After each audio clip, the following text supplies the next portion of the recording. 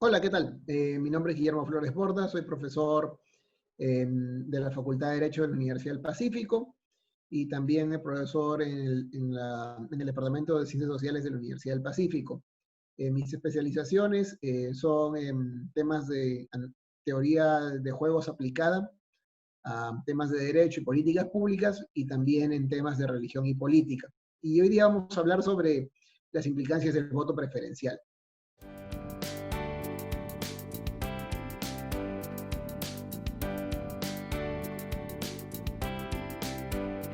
Mira, o sea, eso tiene que ver con un tema que en teoría ojos llamamos networks. Networks es básicamente cómo se maneja una red, que en este caso será una red compuesta por jugadores, ¿no? Es decir, los participantes de esta elección. Ahora pensemos en cómo este network funciona dentro del partido y hacia afuera del partido, es decir, previo a la elección general y dentro de la elección general. ¿A qué me refiero? Cuando nosotros como votantes llegamos a la mesa de votación, ya solo vemos una lista armada, ¿no? Y no sabemos cómo llegó a ser armada esa lista. Tú sabes que hay unas personas que están listadas del 1 hasta el 30 y algo, y tú simplemente marcas el número o marcas el símbolo y pones el número que a ti te parece, en el caso actual en que puedes marcar el voto preferencial, pero tú nunca te pones a pensar en cómo se armó esa lista, ¿no? Cómo se le asignaron los números a las personas en una lista así. Por ejemplo, y uno dice, pero ¿por qué importa si finalmente yo puedo marcar por el que yo quiera? Es si tiene una relevancia real, porque ¿qué pasaría si yo te diera el número 31 y a otra persona le dé el número 1? Claramente la persona que tiene el número 1 tiene más posibilidades de entrar, eh, a menos que el que tenga el número 31 sea alguien muy popular. Aún así, el número 31 es un número más difícil de recordar, ¿no? Entonces, lo que quiero decir es que, en términos sencillos, eh, es más, si bien el tema del orden en la lista podría no impactar al final, si entra uno o no con un número que no sea uno de los primeros, debido al voto preferencial, sí hay una razón de ser eh, en que, o sea, sí hay un efecto real derivado del número que uno tiene en una lista. Hay números de mayor recordación y otros números de menor recordación. Entonces, ahora, uno cuando ve esos números, uno no, o sabe que la lista se armó y sabe qué número le corresponde a quién, pero no sabe uno cuál fue el proceso para que esa persona llegue a tener ese número. Y eso es lo que deberíamos preguntarnos. ¿Cómo así se le asignó a una persona X el número 8 y cómo a otra persona se le asignó el número 25? Y ahora también preguntémonos, otra pregunta sería, ¿y por qué una persona que no es militante del partido tiene el número 8? ¿Y por qué una persona que sí es militante del partido tiene el número 25 o 30, ¿no? Que están más atrás? Eso debería llevarnos a nosotros a preguntarnos, ¿sí, cómo es que esa persona llegó a tener ese número eh, no siendo militante, ¿no? Entonces, y ahí viene el tema que les comento, cómo funciona el network hacia adentro. Actualmente nosotros tenemos que, los partidos arman sus listas, y en teoría hay un sistema de democracia interna, pero la realidad es que normalmente hay listas únicas, ¿no? De consenso. Y uno se pregunta, pero ¿y cómo se forman esas listas, no? La realidad es que hay un liderazgo y este liderazgo determina, ¿no?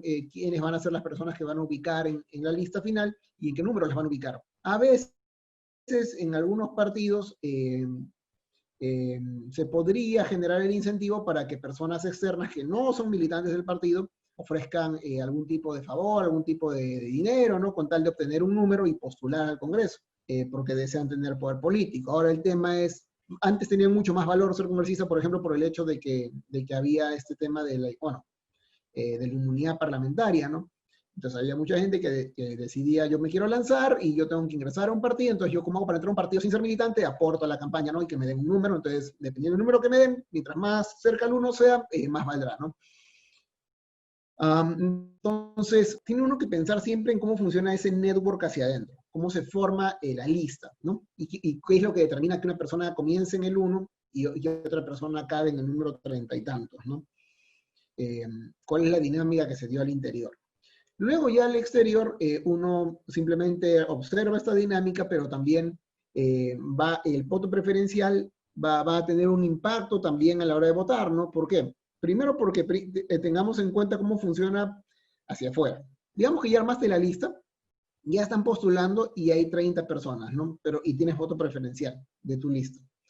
En teoría el partido es uno, entonces debería tener un discurso unificado, pero por la necesidad de diferenciarse de los candidatos, cada candidato va a tratar del mismo partido, van a tratar de diferenciarse en términos de discursos, algunos extremizando más su discurso que otros, y sin querer el sistema genera una competencia insana, ¿no? Casi un fratricidio entre congresistas de una misma lista que tienen que buscar comerse electorado uno al otro, porque como no entran del uno, o sea, digamos que a tu partido le toquen 5, debido a que mucha gente marcó el símbolo de tu partido, a tu partido le toquen 5 congresistas. No es que van a entrar el 1, 2, 3, 4 y 5, sino que debido al voto preferencial podrían también entrar el número 23, el número 25, ¿no?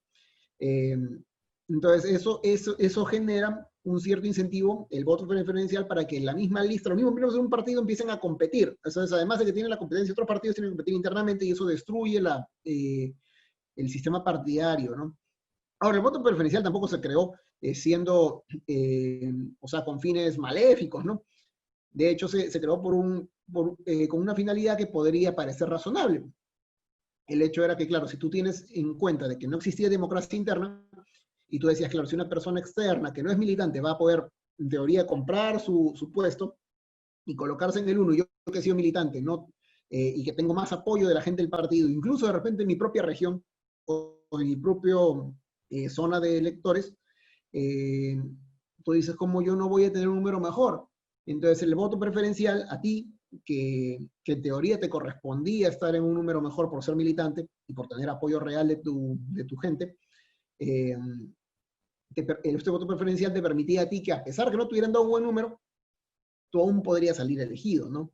O sea, no es como que el voto preferencial se inventó simplemente para favorecer, no fue creado necesariamente con fines malignos, sino que se pensaba en una realidad, ¿no? Ahora, el tema es que esa creación también tiene un impacto negativo, que es el hecho de generar una competencia insana, y además está basado en una ilusión, creo yo, ¿no?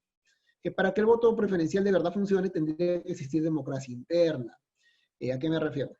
Como les comentaba, si la dinámica de elección de candidatos es siempre que una cúpula determina quién es lanzado y quién no, y en qué número es lanzado, bueno, uno dice hay democracia interna, no hay elecciones internas, bueno, sí, pero en la realidad nosotros sabemos que las personas que van a acabar primero y las que van a acabar últimos, sus números van a depender de un grupo dentro del partido que va a analizar en base a lo que sea más conveniente para ellos, quién debe estar primero y quién debe estar al final, ¿no? Y eso también esa lista también refleja una serie de, ¿cómo se llama?, de prácticas partidarias, también una serie de incentivos internos, ¿no? De alianzas internas dentro del partido, porque los partidos no son un monolito, sino que tienen facciones. Entonces, yo creo que la eliminación del voto preferencial es bueno y es necesario porque ayuda a eliminar esa competencia fratricida ya en las elecciones. Y en teoría, también eliminaría el incentivo para que personas traten de ingresar a las listas sin ser militantes y aún así puedan ser elegidas simplemente poniendo dinero, ¿no? Para ser colocados en la lista en algún número. Además, en la elección principal, el voto preferencial que hace, digamos que yo te invité y tú eres un invitado que no eres un militante y te di el número 30, aún así puedes entrar y se vuelve un concurso de popularidad. ¿Por qué? Porque en la elección general tienes ese número y ahora ¿quién puede ganar? A pesar de que tengas el número 30, aún puedes ganar si le metes suficiente cantidad de dinero a tu campaña, ¿no? O si eres muy popular. Entonces, al final, el ingreso de esta persona al Congreso no tiene que ver en realidad con su capacidad de haber construido partido, dentro del partido, haber militado, ni siquiera con su capacidad de argumentar posiciones y políticas públicas, sino termina dependiendo de su capacidad adquisitiva o de su capacidad de acercarse a la gente en términos de popularidad. Entonces se termina convirtiendo en un concurso de dinero, un concurso de popularidad, ¿no? Y que no debería ser. Entonces la eliminación del voto preferencial debería eliminar esos incentivos, ¿no? Ahora, el problema va a ser que la eliminación del voto preferencial, sin una verdadera democracia interna que también arregle el tema de networks dentro de los partidos, no va a funcionar, ¿no? Entonces tienes tú que pensar esto como una reforma total, ¿no? No solamente eliminar una arista, que es el voto preferencial, sino también atacar la otra arista, que es cómo tú vas a permitir la democracia interna, ¿no?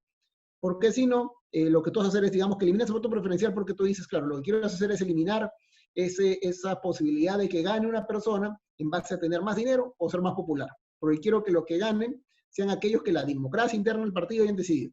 Pero claro, si en realidad no tienes elecciones reales entre los partidos, entonces no va a funcionar, ¿no? En tanto tú tengas siempre la cúpula que esté adentro del partido y que determine quiénes van primero y quiénes van después,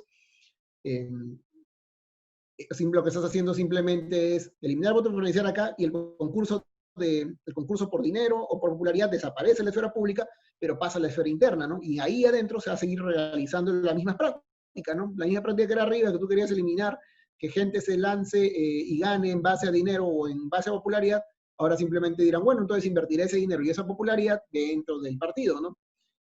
Por eso es que probablemente es un requisito que deberíamos pensar, es cómo elimino parte de esos incentivos, exigiendo que las personas que se postulen a estos cargos públicos como congresistas tengan que ser militantes, ¿no? De manera que al militar no puedas tener estas personas que son invitadas y que luego simplemente entran entendiendo las elecciones como un concurso de popularidad o aquellos que son adinerados como una decisión de dinero, ¿no? Y por eso creo que es necesario, ¿no? Eliminarlo o sea, eliminar el voto preferencial en base a teoría de juegos, ¿no? Pero tiene que venir en una reforma armada más completa, ¿no? No solamente teniendo en cuenta la eliminación del voto preferencial, sino también teniendo en cuenta reformas respecto de la democracia interna de los partidos políticos.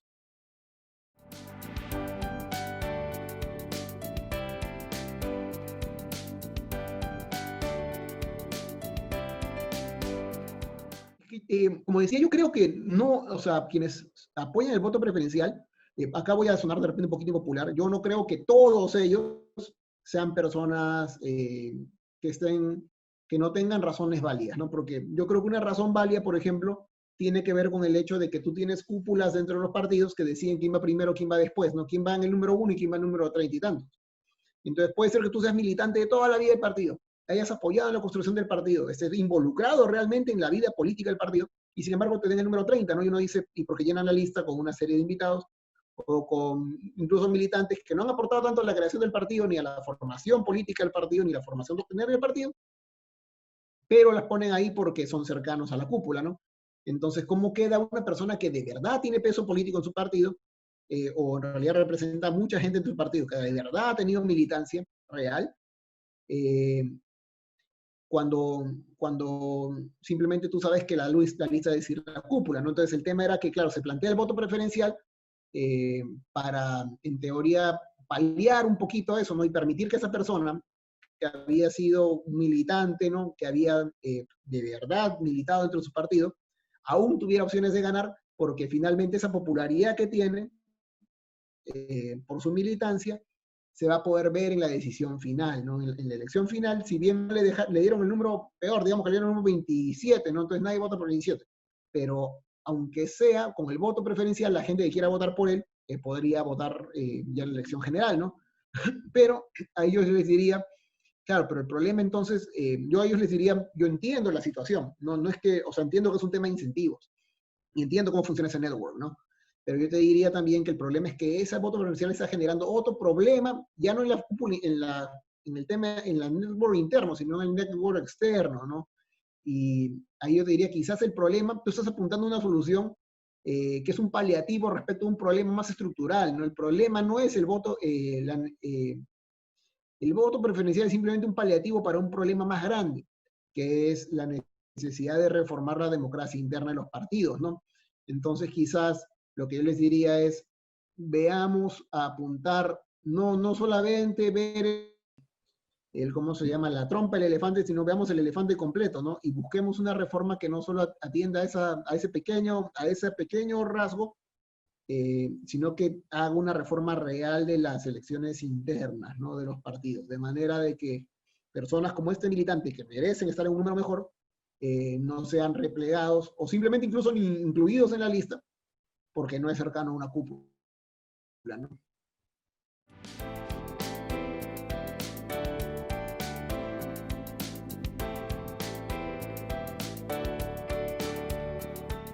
Creo creo que el voto preferencial, sea donde sea que exista, siempre va a implicar dos cosas. Siempre va a volver el tema un concurso de popularidad, ¿no? Eh, entonces, yo no diría que no funcione en lo absoluto, porque como digo, también, pues, o sea, tiene eh, ayuda a algunas personas que debieron estar incluidas en la lista en números mejores a ser incluidos, a poder ser elegidos a pesar de tener un número muy malo, porque la cúpula le asignó un número malo, ¿no? O sea, es decir, un número más allá del 2, del 10, ya, o sea, es probable que, muy probable que no vas a salir elegido, ¿no? Entonces, bueno, depende del nivel de votación de tu partido, ¿no? Pero lo más probable es que no vas a salir elegido. Eh, yo diría que en el sistema actual, el voto preferencial era un paliativo, pero en realidad tú tienes que tratar de atacar la reforma del sistema total, ¿no? Y sobre todo apuntando a la democracia interna, ¿no? Ahora, este tema sobre si el voto preferencial no sirve solo en el país o en otros lugares, hay en otros países en Latinoamérica, ¿no? Pero ocurre lo mismo, ¿no? O sea que en realidad tienes el mismo problema, que es que este voto preferencial genera un concurso de popularidad o una competencia de dinero por obtener los mejores números, ¿no? Y eso es a la interna. Y a la externa termina teniendo también el efecto negativo que comentábamos, que uno, hay una competencia fratricida entre miembros del mismo partido, y además eh, que pues se llenan las calles con símbolos, entonces la gente empieza una campaña que no solamente tiene que ver con la popularidad, sino también con la cantidad de dinero que uno tiene para invertir en esa campaña, ¿no? Eso también tiene otro tipo de problemas, ¿no? Que, o sea, uno no piensa mucho en eso, pero una consecuencia del voto preferencial, por ejemplo, es un tema de contaminación ambiental, ¿no? Y hasta sonora, porque el país en esos días se llena de papelería, banners, ¿no? Que la verdad terminan, luego nadie se hace cargo de ellos, ¿no? No es como que muy pocos candidatos se hacen cargo realmente de la limpieza de sus propios banners. Pero yo creo que en realidad donde existe el voto preferencial siempre va a tener esos dos efectos, ¿no? El efecto de volver a la elección un concurso de popularidad o un concurso de dinero, ¿no?